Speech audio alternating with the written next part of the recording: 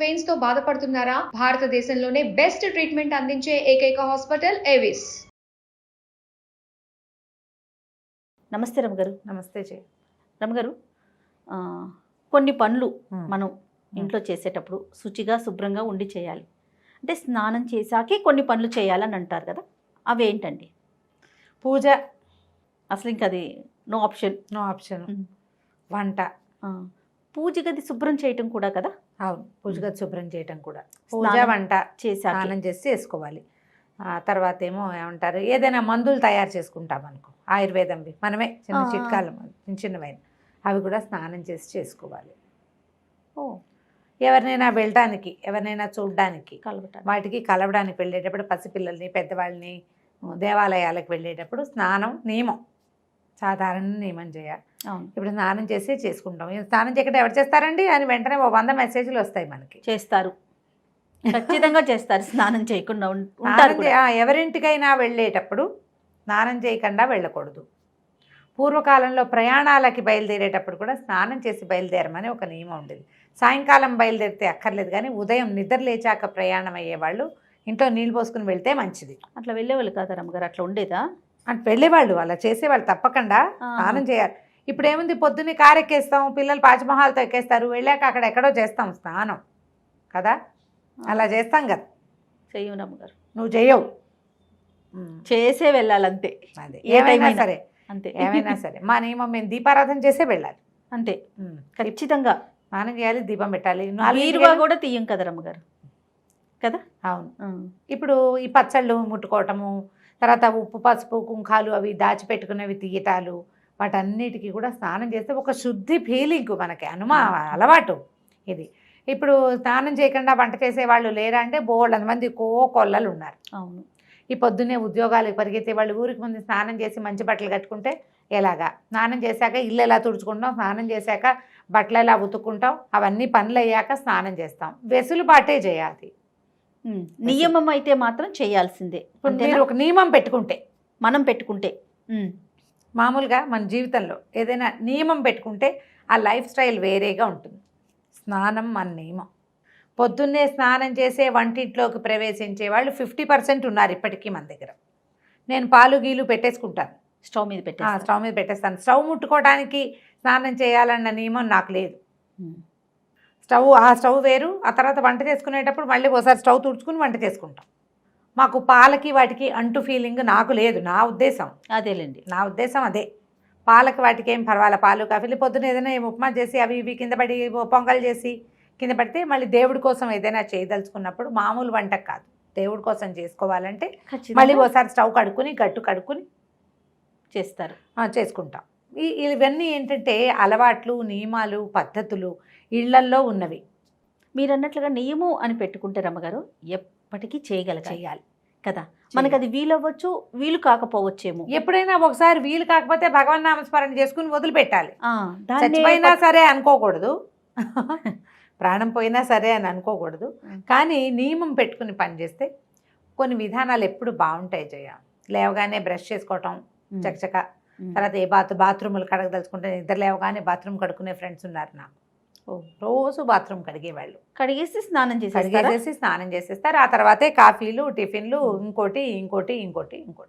Okay. పిల్లలు స్కూల్కి వెళ్ళే పిల్లలు ఉన్న వాళ్ళకి ఎలా కుదురుతుంది అంటారు, వాళ్ళకి స్నానం గంట పట్టదు, అంతే 5 నిమిషాలు స్నానం చేస్తారు. వీళ్ళకి నూనె రాసుకుందామా, సున్నిపిండి పెట్టి తోముకుందామా, పసుపు తెచ్చుకుందామా, అదేదో చేద్దామా, ఒంటికి స్క్రబ్ చేద్దామా, ఈ వ్యవహారాలన్నీ ఉన్న వాళ్ళకి ఈ నియమాలు కుదరవు. అవును, నియమాలు కుదరవు.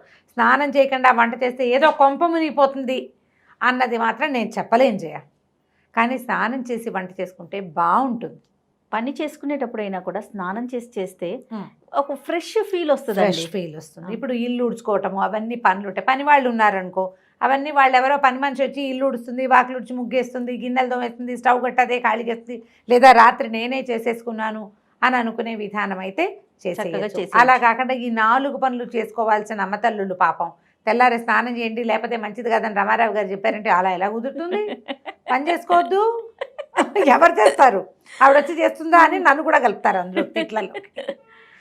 పని చేసుకుని వంట చేసేటప్పుడు కొంచెం శుభ్రంగా, అంటే ఇప్పుడు మనం వాకిలు ఊడ్చి, ఇల్లు ఊడ్చి, బాత్రూమ్ గడిగి లేదా బాత్రూమ్ కడకపోయినా బట్టలు జాడిచ్చి అదే బట్టలతోటి వంట చేస్తే శుభ్రత ఉండదు కదా. అవును, అవునా? ఖచ్చితంగా. ఈ పాయింట్ని మనసులో పెట్టుకోండి. వంటకి శుచి శుభ్రత 2 అవసరం. కూరగాయలు కడుక్కోవాలి, శుభ్రంగా కడుక్కోవాలి. చేయాలా? మరి అది వంట దగ్గర నుంచుంటాం, గట్టు మన బట్టలు నిన్న రాత్రి మన సాయంకాలం వేసుకున్నవి అలాగే పడుకుని లేస్తాం. కొంచెం చిన్నపిల్లలు ఉన్న వాళ్ళు అయితే మధ్యలో పిల్లలు పిసులు పోసే వ్యవహారాలు కూడా ఉంటుంటాయి. బాత్రూంలోకి వెళ్తాం, పిల్లల బాత్రూంలోకి వెళ్తాం, మన కోసం బాత్రూంలోకి వెళ్తాం. కొంచెం చిన్న వయసు వాళ్ళైతే రాత్రి భర్తలతోటి ఉంటారు. ఇది తప్పని వ్యవహారాలు కదా ఇవన్నీ. జీవితంలో రకరకాలు ఉంటాయి, వాటి అన్నీ ఉండాల్సింది. ఈ తెల్లారు లేచాక మీ పై పనులన్నీ చేసుకుని వీటి అన్ని చోట్ల నుంచి మీ మీద పడినటువంటి రకరకాల సూక్ష్మక్రిములతోటి మీరు వంట చేయొచ్చా? ఇది మన క్వశ్చన్. చేస్తే ఆ వంట శుచిగా శుభ్రంగా ఉంటుందా? ఇది మీకే క్వశ్చన్. అంతే.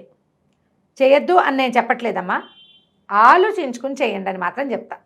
మనం ఏం పని చేసాం దాని ఎఫెక్ట్ మనం వండే వంట మీద ఉంటుంది. కాబట్టి స్నానం చేసి వంట చేసుకుంటే బాగుంటుంది. ఓకే.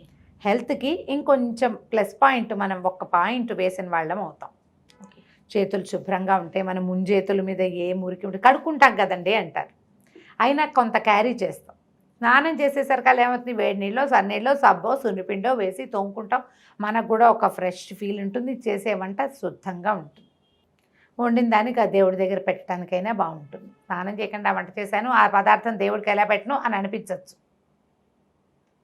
మేమందరం స్నానం చేస్తాము, స్నానం చేసే వంట చేస్తామంటే ఒక 250 అయినా వస్తాయి. మిగిలిన వాళ్ళల్లో కొంతమంది చేస్తే బాగుంటుంది ఇప్పుడు చెప్పింది కదా అని ఇంకో 250 మంది ఫాలో అవుతారు. గాడిద గుడ్డు అని రాసేవాళ్ళు కూడా ఉంటారు. ఇవన్నీ కూడా ఏంటంటే మనకి పాతకాలం నుంచి పెద్దవాళ్ళు చెప్పేవి మనకి ఎప్పుడు ప్లస్సేనమ్మా. కుదిరితే వేసుకో, కుదిరినప్పుడు వేసుకో, కుదుర్చుకో, ట్రై చేయండి. ఇప్పుడు నిన్నటి దాకా మనం చాలా తీవ్రమైన పరిస్థితుల్లో ఉన్నాం. ఇవాళ కొంచెం రిలాక్స్ అయ్యాం. అంతగా ఇంటికి వెళ్ళంగానే స్నానాలు చేసేయటం, ఆ బట్టలు తడిపేసుకోవడం, పట్టుచీరలైనా తడిపేసేసేయటం, కూరగాయలైనా సర్ఫతో కడిగేసేయటం మానేసాం. కానీ మానేసాం. డెట్టాలు వేసి కూరలు కడిగేసుకోవటము మానేసాం. కానీ జాగ్రత్తగా ఉండటం మాత్రం. కరోనా టైంలో రమ్మగారు ఈయన పంచదార ప్యాకెట్లు కూడా నీళ్ళల్లో వేశారు రమ్మగారు. శభాష్ కదా. ఉన్నారు కూరలు డెట్టాలు వేసి కూరలు కడుక్కున్న వాళ్ళు, సర్ఫ్ వేసి కూరలు కడుక్కున్న వాళ్ళు. భయానికి జాగ్రత్త కదా. ఆ జాగ్రత్తని కొన్ని విషయాల్లో ఉంచుకోండి. రైట్. ఇప్పటికీ మనం బయట నుంచి వెళ్ళగానే కాళ్ళు చేతులు కడిగేసుకుంటున్నాం, శానిటైజర్ అక్కడక్కడ వాడుకుంటున్నాము. కొన్ని చోట్లైనా మరీ గుంపుగా ఉన్నారంటే గబుక్కుని మాస్క్ వేసుకుంటున్నాము కదా. అట్లాగే ఈ శుభ్రంగా స్నానం చేశాక వంట చేసుకోండి. దేవుడికి దీపము అవి ఎలాగో స్నానం చేసే పెట్టుకుంటాం. ఇంకొక పాయింట్ ఉంది రమ్మగారు, ఫుడ్ తీసుకోకూడదు. టిఫిన్ కానీ లంచ్ కానీ ఏదైనా కూడా ఆహారం స్నానం చేసిన తర్వాత తీసుకోవాలి. ఏమండి ఏమన్నా అంటే సంబంధించి ఏమన్నా ఉన్నాయా రమ్మగారు? చెప్దాం. స్నానం చేసేటప్పుడు స్నానం చేయగానే ఏమవుతుంది, ఒళ్ళు చల్లగా అవుతుంది కదా. ఆహారం వేసుకునేసరికల్లా మొత్తం ఫుడ్ని అరగదీయటం కోసం రక్తం అంతా పొట్ట వైపుకి పరుగుదీస్తుంది. టిఫిన్ తిని స్నానం చేశారనుకో డైజెషన్ పాడవుతుంది. స్నానం చేశాక తీసుకునే ఆహార స్వీకారంలో పొట్ట సక్సెస్ఫుల్గా పనిచేస్తుంది. మనం అరుగుదల కోసం మనం చూడండి, చంటి పిల్లలకి పొట్ట నిండా పాలుండి నీళ్లు పోసి అంటే బళక్కమని కక్కేస్తారు. కాసిన పాలు ఇచ్చి అంటే ఆకలి పొట్టతోటి నీళ్లు పోయకూడదు, కడుపు నిండా పాలు ఇచ్చాక నీళ్లు పోయకూడదు. 2 నియమాలు ఉంటాయి.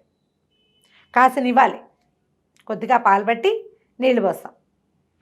పిల్లలకు కూడా స్నానం చేయించి టిఫిన్ పెడతాం, అవునా కాదా? అవునండి, అవును. అదే నియమం మనకు కూడా ఉంచుకోండి.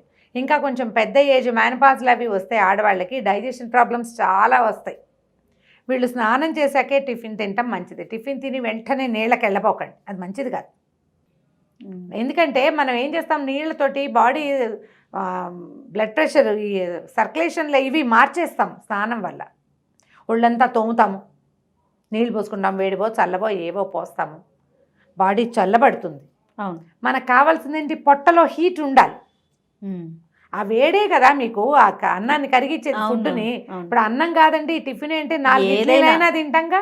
తెల్లవారి పైగా అది బ్రేక్ఫాస్ట్, రాత్రి తిన్న తర్వాత మళ్ళీ ఇప్పుడే తింటున్నాం. రక్తం పరుగులు పెడుతుంది పొట్టకి. శక్తి అంతా ఒంట్లో ఉన్న వేడంతా అక్కడ పనిచేయటం మొదలు పెడుతుంది. నీళ్ళు పోసి చల్లార్చేస్తే చెప్పండి, మంట పెట్టి నీళ్ళు పోసాము ఏమవుతుంది? పొగొస్తుంది. అది మంట పెట్టి దాని మీద నీళ్లు పెట్టాలి, దాంట్లో పెట్టకూడదు. మనం పుట్టినప్పటి నుంచి నేర్చుకుంటూనే ఉన్నాం కదా, కొత్త కూరలు నేర్చుకుంటాం, కొత్తవేవో టిఫిన్లు నేర్చుకుంటాం, హెయిర్ స్టైల్ మారుస్తాం, చీర కట్టు మారుస్తాం, అన్ని ఏమీ మారకుండా అలాగే ఉన్న వాళ్ళు కూడా కొన్ని కొత్త కొత్తవి ఇంప్లిమెంట్ చేస్తారు. నేర్చుకుంటూ ఉంటాం కదా కదా, చచ్చేదాకా నేర్చుకోవాల్సిందే.